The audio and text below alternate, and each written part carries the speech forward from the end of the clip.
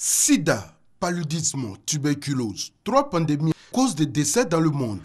Parmi les personnes vivant avec le VIH, une personne sur 3 meurt de tuberculose, soit près de 12 millions de décès depuis le début de l'épidémie du sida. Les médicaments généralement gratuits sont le plus souvent en rupture de stock. En Côte d'Ivoire, pour prévenir d'éventuels manques, un système d'alerte a été mis sur pied dans 10 régions sanitaires du pays. Quand il y a une rupture quelque part, donc tout de suite, l'alerte retombe non seulement au niveau des districts, mais ensuite au niveau du projet qui ensuite fait monter l'alerte vers les responsables ou vers le CCM. Depuis 6 mois que le système d'alerte a été lancé, la plateforme des réseaux effectifs de lutte contre les 3 pandémies a relevé 116 alertes de rupture de stock pour le sida, 28 pour la tuberculose et 84 pour le paludisme. Avec l'appui technique de l'Alliance Côte d'Ivoire, plus de la moitié des ruptures signalées ont été résolues.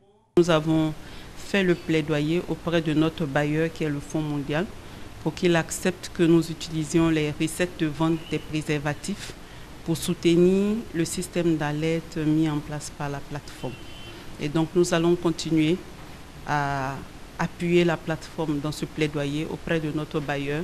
Cette première phase a coûté plus de 22 millions de francs CFA financés par le Fonds mondial. Pour la seconde, qui durera 14 mois, ce sont près de 400 millions qui sont prévus, avec en prime la captation des alertes de 20 régions sanitaires du pays.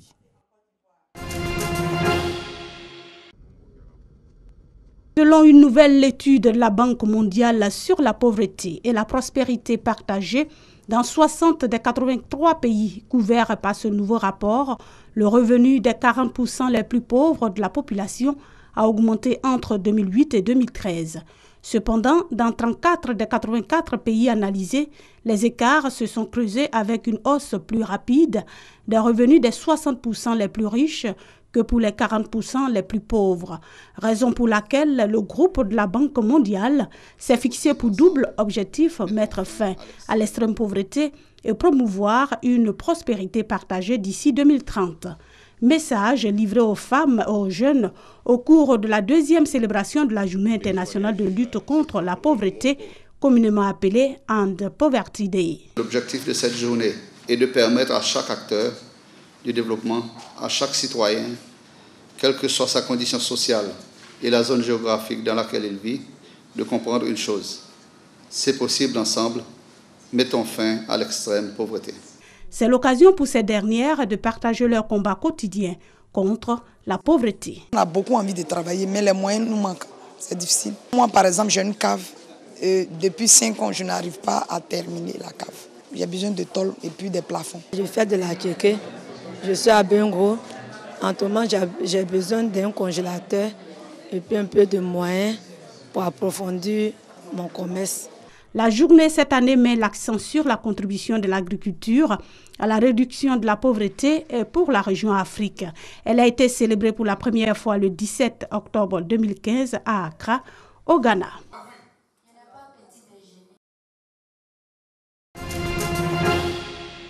La malnutrition, une menace pour l'Afrique, et pour cause. L'Afrique perd 11% de PIB chaque année à cause de sous-nutrition. Dans un monde où il y a l'industrialisation, la 4e industrialisation, on parle aujourd'hui du fait que nous avons 28 millions d'enfants qui sont sous-développés à cause de malnutrition. Ce n'est pas acceptable. Ces dirigeants africains, Akivomi Adesina, président du groupe de la BAD, John Kufuor, ex-président du Ghana, Kofi Annan, ex-secrétaire général de l'ONU, Aliko Dangote, le richissime Nigérian, pour ne citer que ceux-là, veulent venir à bout de ce fléau qui menace l'Afrique dans ce qu'elle a de plus précieux, son avenir, parce que le retard de croissance des enfants d'aujourd'hui mènera au retard de croissance économique de demain. Une solution, repenser l'agriculture dans toutes ses dimensions. Il faut renforcer le niveau de financement dans le secteur, mais pas seulement par le secteur public. L'agriculture doit être prise comme une business. Donc, le secteur privé doit jouer un rôle très critique pour ce financement.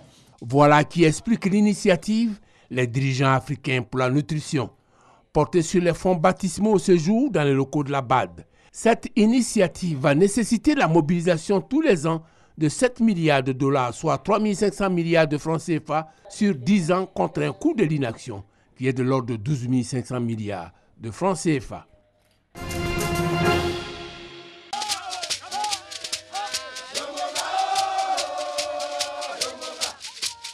Le Goli de Django Menou dans toutes ses dimensions.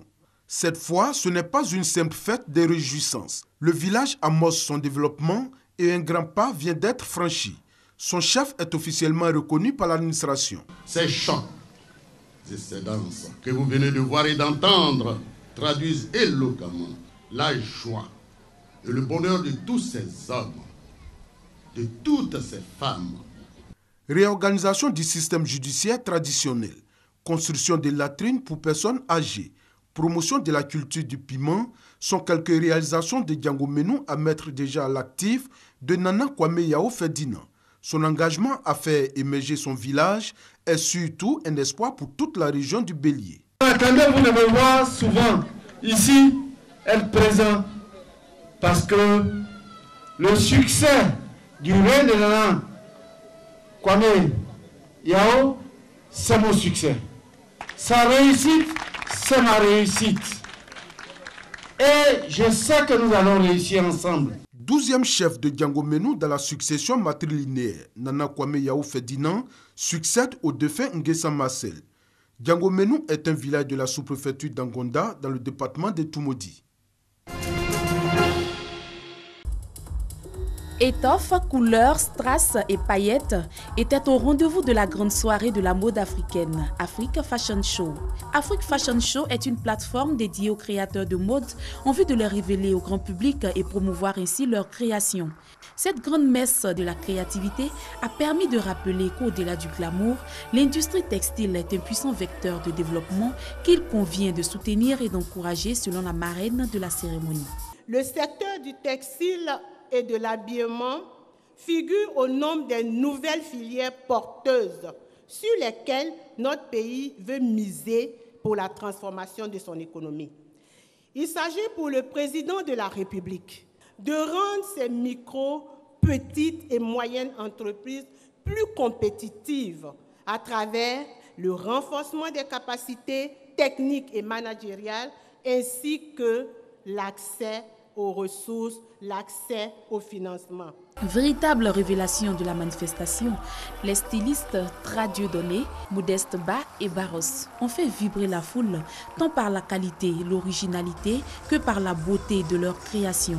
À force de fréquenter les créateurs, j'ai été piquée donc par cette envie-là de préparer une collection et j'ai tenté dans un style assez particulier qui était un style assez simple, assez fluide pour la femme un peu forte parce que nous sommes avant tout des Africains et la femme africaine a des formes, elle a des courbes. Donc, il ne faut pas qu'on lui présente seulement des modèles pour des filles fines. Afrique Fashion Show se positionne désormais comme l'un des événements incontournables du calendrier de la mode en Côte d'Ivoire et en Afrique.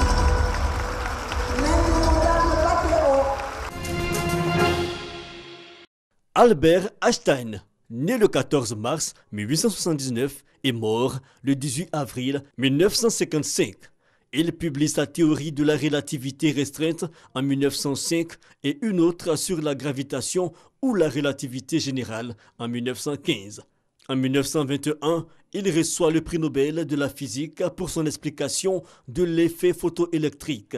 E égale mc carré, l'équation célèbre qui l'identifie établit une équivalence entre la matière et l'énergie d'un système.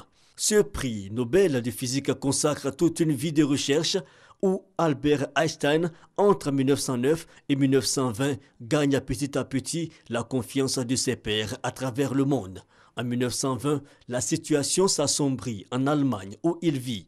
Il subit des attaques à cause de ses origines juives et ses opinions pacifistes. Le 17 octobre 1933, Einstein fuit l'Allemagne pour les États-Unis. En 1935, il devient lauréat de la médaille Franklin, Puis le 18 avril 1955, il meurt, victime d'une rupture d'anévrisme, et l'autopsie révèle que son cerveau est marqué d'une hypertrophie de l'hémisphère gauche. Malgré ses dernières volontés, son cerveau et ses yeux seront conservés par la médecine.